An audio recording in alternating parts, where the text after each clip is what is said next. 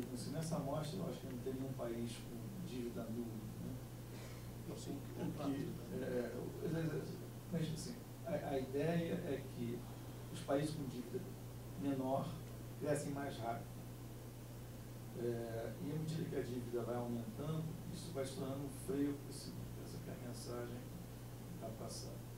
A necessidade é uma necessidade mesmo, quer dizer, uma necessidade, só para uma referência unitária e tomar vamos imaginar que você tivesse com relação de dívida PIB de 60%, não por acaso, próximo da brasileira hoje, e você tivesse uma situação como a gente está hoje, onde muito rapidamente pode virar 70%, considerando a falta de financiamento, etc., externo.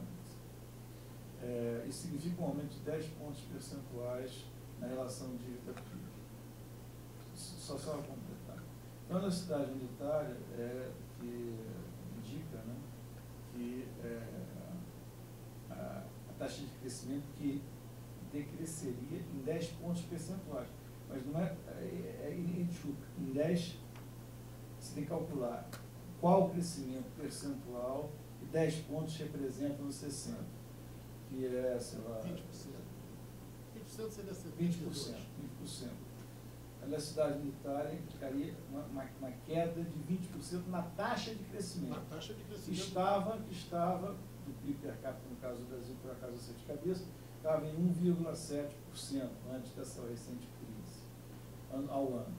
Então, 20% de 1,7%, que é uma queda de 0,3 pontos percentuais.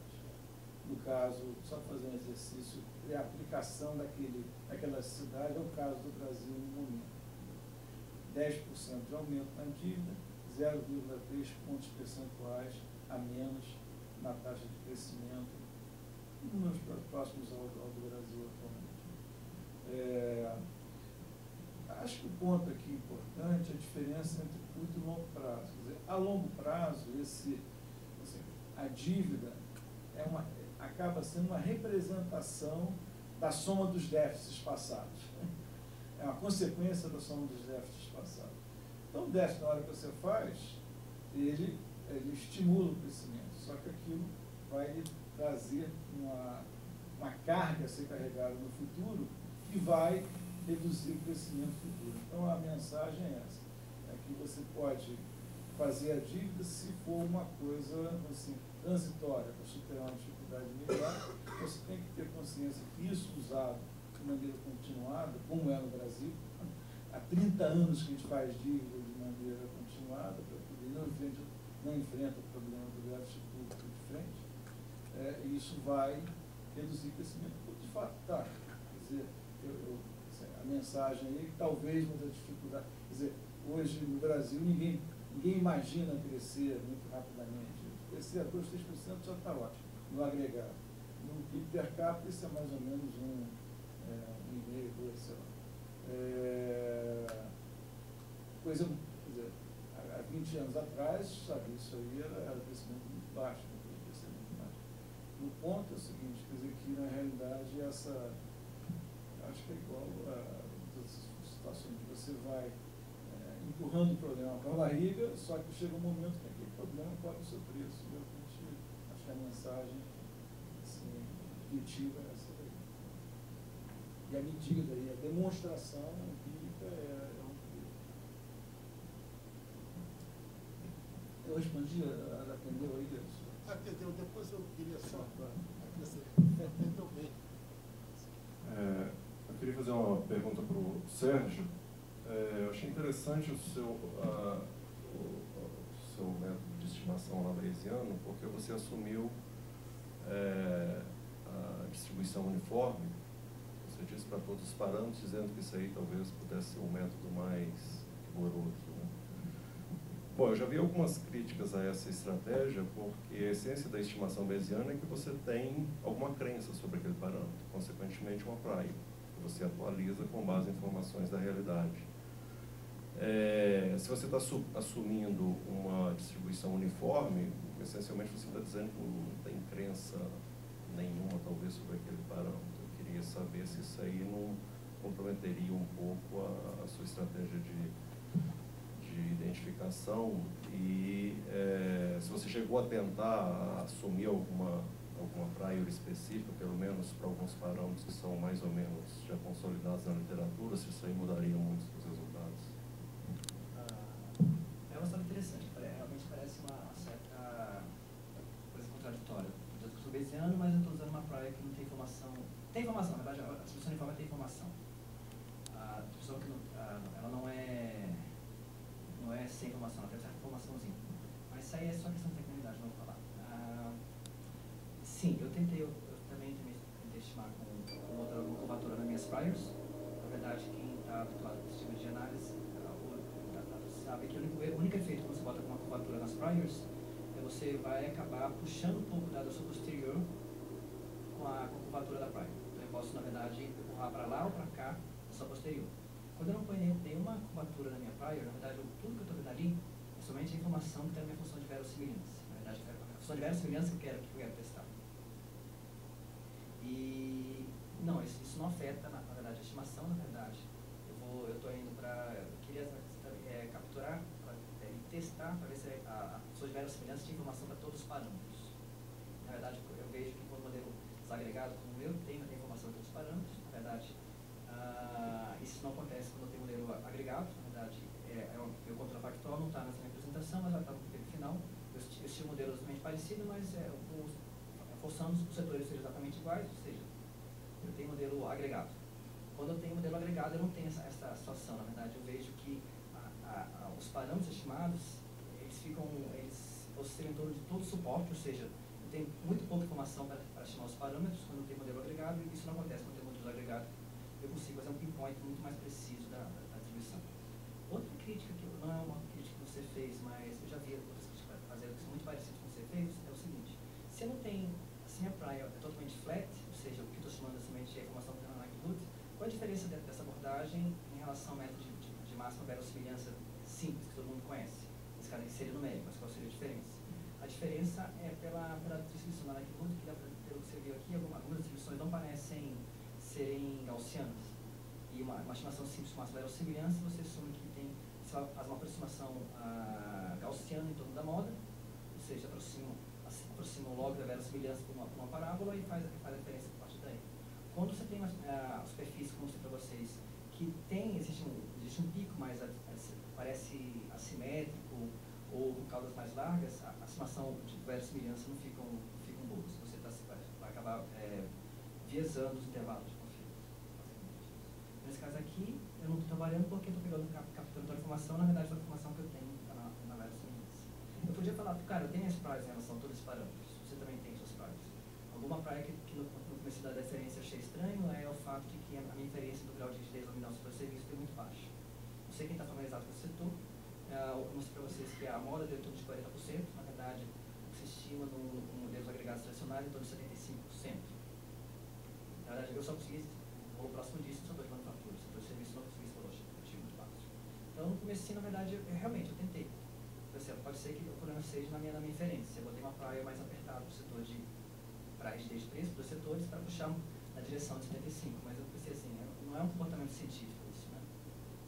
Se eu confio na metodologia, eu quero testar um modelo, eu vou deixar, eu queria exatamente testar o que meus dados estavam falando. Por isso que eu deixei umas priors livres e flats.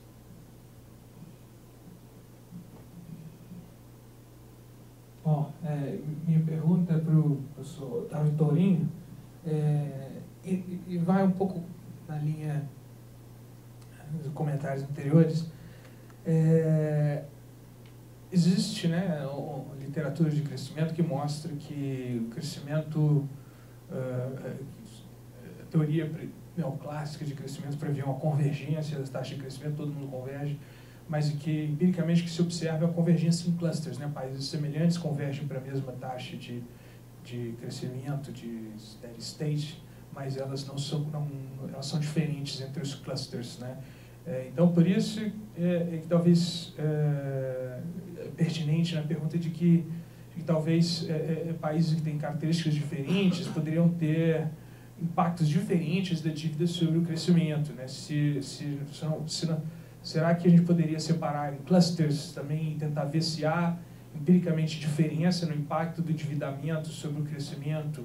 Você pode separar, primeira forma como eu poderia separar seria tentar ver, né,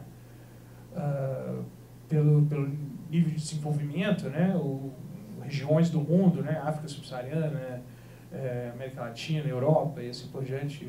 O segundo é, por exemplo, pelo nível de risco da dívida, classificação de risco, por exemplo, da dívida, né, dívidas que são junk bonds comparado com investment grades, né, e ver se esses impactos são diferentes, né. Acho que, não sei se você tem alguma ideia, se você já fez algum experimento desse tipo e ver se há diferenças nos clusters. Eu acho que a ideia de reunir tudo num grande painel é poder fazer uma afirmação geral, genérica, como se fosse uma lei, né, de tal maneira que a presunção seja de que se o endividamento aumentar, em princípio, se o país for normal ou parecido com a média dos outros países, você pode esperar um impacto no crescimento significativo, negativo. Nós fizemos vários exercícios de reunir em grupos, inclusive chegamos a estimar equações individuais dos vários países. É claro que se você faz grupos ou faz um país individualmente, o valor estimado daquelas cidades vai ser diferente. Mas, de um modo geral, o resultado da elasticidade negativa é muito forte, né? Aparece em praticamente todos os países. No caso do Brasil, por acaso da elasticidade, se a equação do Brasil isoladamente, né? A elasticidade dá mais ou menos o dobro da elasticidade média nesse conjunto de países. Em vez de ser unitária, é menos 2, vamos dizer assim. Mas o ponto é que, vamos dizer assim, se você se prender a um país, você não pode fazer uma afirmativa genérica. Não, o país está passando uma fase, depois de outra fase vai ser diferente. A gente enfraquece a mensagem, mas a mensagem que sai daqui é muito, muito forte. Tipo, pode esperar que vai ter um impacto negativo no crescimento, porque isso aparece na média desse painel de todos os países, não importa o grau de desenvolvimento, etc.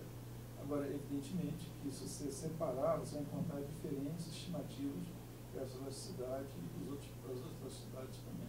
Isso está correto nesse sentido. O senhor permite? Claro. O seu trabalho realmente é da maior importância. Eu sou um economista sempre voltado para questões de política econômica, pude admirar a relevância. Em nenhum momento, estamos explorando o senhor hoje, vamos explorar amanhã também, mas em nenhum momento passou pela minha cabeça fazer um aumento de dívida pública para impulsionar crescimento a curto prazo. Isso é total absurdo. Mas o que eu queria dizer é o seguinte, eu fico, está certo, aumentando a relação dívida-PIB, a gente tem uma queda da taxa de crescimento do PIB per capita. Agora, eu fico preocupado em dizer assim, precisamos diminuir. Por que precisamos diminuir e para que nível? O seu trabalho não mexe com isso, eu sei. Mas o que eu estou a partir daí querendo descobrir é um nível, não vou chamar nível ótimo, mas um nível mais adequado. Qual seria o nível adequado para determinada economia do endividamento público? 60%, 50%, 35%?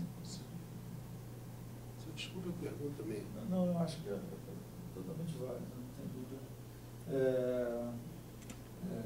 A gente fez não permite responder essa pergunta, apenas é um exercício marginal, né? Assim,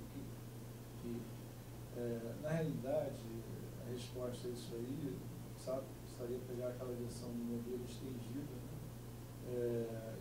E a resposta claramente está ligada a qual é a produtividade, qual o impacto que esse aumento de endividamento vai ter na produtividade global da economia. Se você tiver endividando para aumentar o consumo, eu posso te assegurar que aí vai ser muito, muito ruim. Se tiver endividando para fazer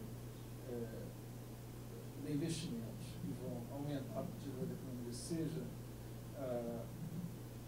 diretamente através de produtividade e investimento público ou indiretamente de investimento público, reduzir o custo das empresas e isso aumentar a produtividade delas, aí o nível ótimo pode ser mais alto.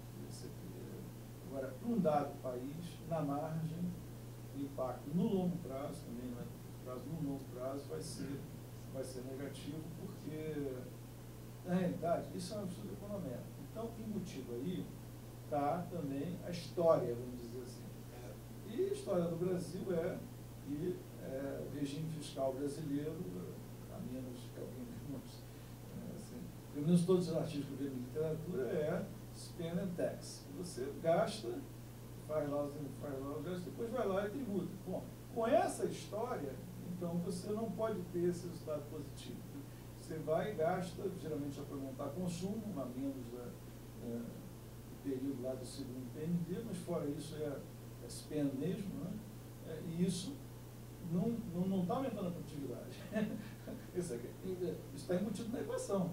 Quer dizer, a história nos mostra que é isso que tem acontecido. Nesse sentido, então, um aumento de endividamento o aumento de endividamento é ruim. Essa é a conclusão que eu posso, humildemente, sugerir, entendeu? Agora, evidentemente, se você vai redefinir o sistema, o regime fiscal, uma outra coisa, né, diferente do que a história que está embutida na equação está contando para você, é claro que você pode chegar a outra conclusão, mas você tem que ter uma evidência forte de que realmente a situação é outra. Nos últimos 40 anos, pelo menos.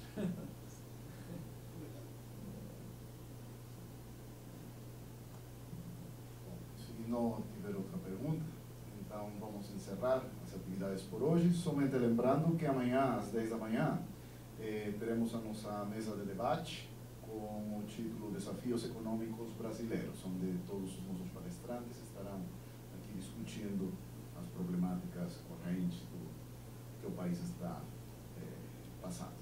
Tá? Esperamos contar com todos vocês e agradecemos mais uma vez a presença de todos vocês, os palestrantes, e os esperamos amanhã.